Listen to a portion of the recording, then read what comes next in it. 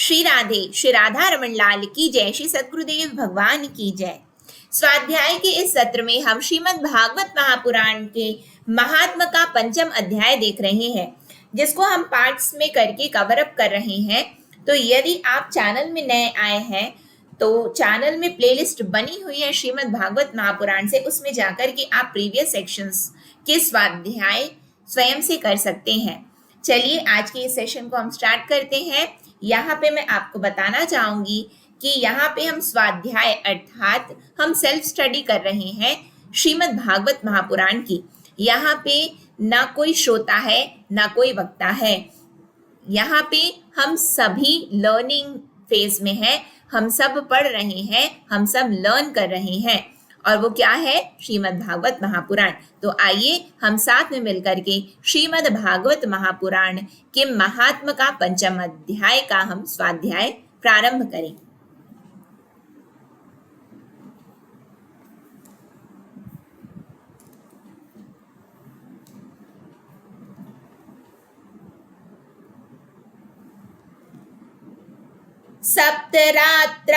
सप्तरात्रम् अपोष्यैव प्रेतेन श्रवणं कृतं मन्मनादि तथा तेन स्थिरचित्ते कृतं वृषम् आदृढं च हतं ज्ञानं प्रमादेन हतं श्रुतं संदिग्धो हि हतो मन्त्रो व्यग्रचित्तो हतो जपः अवैष्णवो हतो देशो हतं श्राद्धं पात्रकं हतं श्रोत्रियदानं दानमनाचारं हतं कुलं विश्वासो गुरुवाक्येषु स्वस्मिन्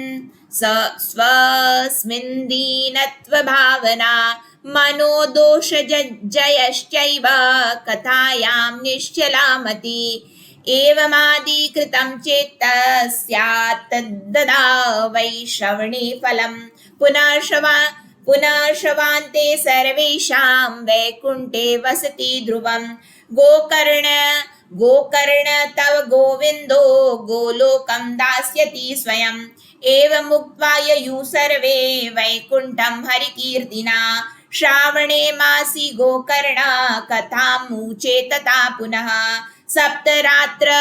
सप्तरात्रवतीं भूय श्रवणैतै कृतं पुनः कथा समाप्तो यज्जातां श्रूयतां तच्च नारद विमानैः स भक्तैश्च हरिरा वीर बभूवः जय शब्दानमः शब्दास्तत्रासन बहवस्तदा पाञ्चजन्यध्वनिं चक्रे हर्षास्तत्र स्वयं हरि गोकर्णं तु समालिङ्ग्या करोत्स्व सदृशं हरि श्रोत्रिण्यानघनश्यामान पीतको शेयवाससः किरीटिनः कुण्डलीनस्तथा चक्रे हरिषणात् तद्ग्रामे ये स्थिता जीवा आश्च चाण्डाल जातयः विमाने स्थापितास्तेऽपि गोकर्ण कृपया तदा प्रेषिता हरिलोके ते यत्र गच्छन्ति योगिनः गोकर्णेन स गोपालो गोलोकं गोपवल्लभं कथाश्रवणतः प्रीतो निर्ययौ भक्तवत्सलः।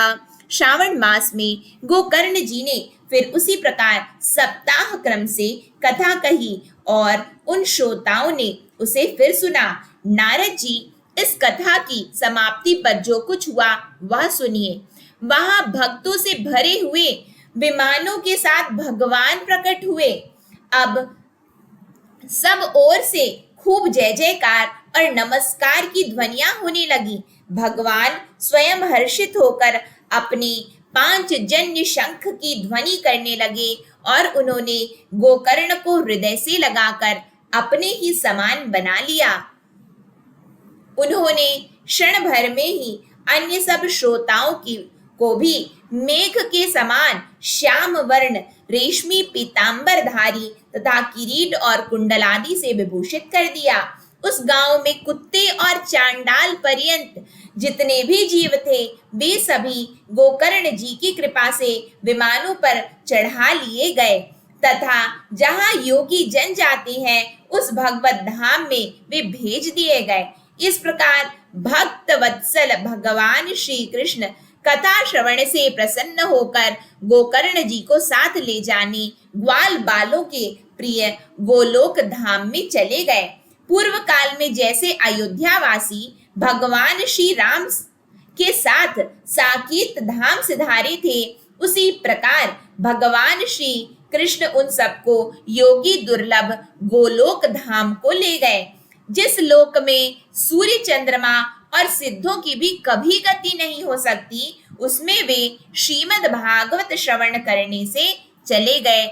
अयोध्यावासिना पूर्वं यथा रामेण संगता तथा कृष्णेन ते नीता गोलोकं योगी दुर्लभं यत्र सूर्यस्य सोमस्य सिद्धानां न गति कदा तं लोकं हि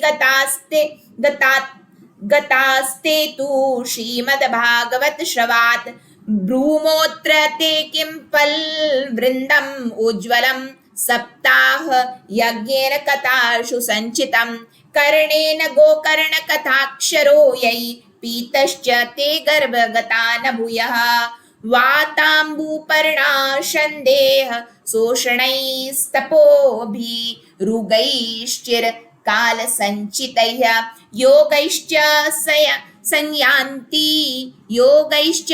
संयान्ति न तां गतिं वै सप्ताह गाथा श्रवणेन यान्ति याम् इतिहासम् इमं पुण्यं शाण्डिल्योऽपि मुनीश्वरा पठते चित्रकूटस्थो ब्रह्मानन्द परिप्लुतः आख्यानम् एतत् परं पवित्रं श्रुतं सकृद्वै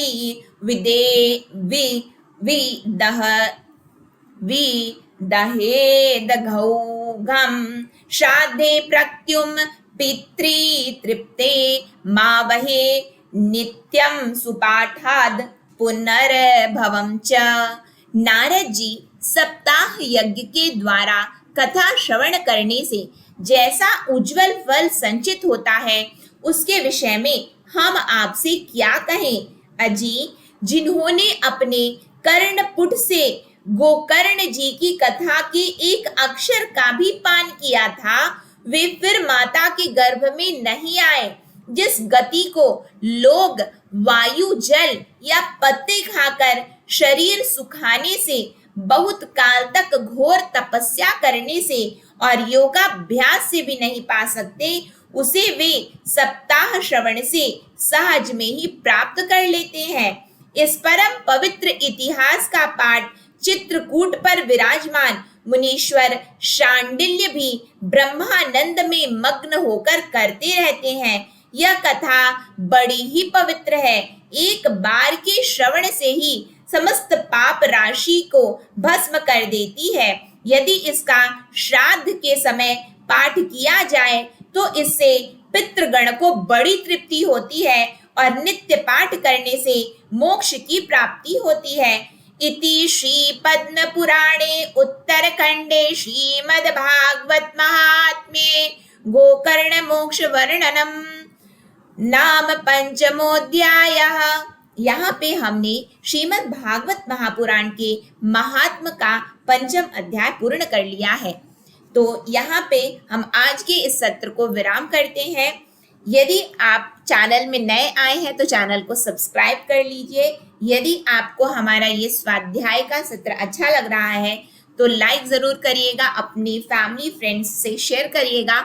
और यहाँ पे हम स्वाध्याय इट मीन सेल्फ स्टडी कर रहे हैं। श्रीमद् भागवत महापुराण जैसा कि आप सभी देख रहे हैं कि संस्कृत और हिंदी दोनों में है, तो हम टू बी फॉलोड, हम इंग्लिश मीडियम स्टूडेंट्स या फिर हम हिंदी मीडियम स्टूडेंट्स, हमारी जो एजुकेशनल सिस्टम है, तो हम अक्सर ये करते हैं कि हम हिंदी और इंग्लिश में फोकस करते हैं, but we often neglect our वेदवाणी दैट इज कॉल्ड संस्कृत। हम क्या करते हैं, संस्कृत को नेग्लेक्ट कर देते हैं। तो यहाँ हम सामान्यतः देखें कि हर एक व्यक्ति अपने स्कूल डेज में 10th तक तो संस्कृत पढ़ा ही होता है, तो हम केवल ये कर रहे हैं क्या, यहाँ पे हम प्रयास कर रहे हैं कि हम अपनी इवन संस्कृत को भी क्या करें, एनहांस करें, और यदि हमसे त्रुटियां होती हैं तो हम त्रुटियों को वहां पे सुधार करने का प्रयास करें। लेकिन यदि हम ये सोचते रहेंगे कि हमसे तो बनता ही नहीं है और हम अपने इतने अच्छे भगवान के जो शब्द स्वरूप हैं श्रीमद् भागवत महापुराण, और यदि हम इसका स्वाध्याय ना करें तो ये हमारे मनुष्य जीवन के लिए सही नहीं है, इससे हमारा मनुष्य जीवन सार्थक नहीं होगा। इसलिए हम प्रयास करेंगे, नहीं आता तो हम सीखेंगे, लेकिन हम इसे छोड़ेंगे नहीं। इसी के साथ आज के इस सत्र को मैं विराम करती हूँ। आप सभी के पावन श्री चरणों में दंडवत प्रणाम। जो कुछ भी त्रुटियां हुई हैं आप सभी से क्षमा प्रार्थी हूँ। श्री राधा रमण लाल की जय, श्री सद्गुरुदेव भगवान की जय। श्री राधे।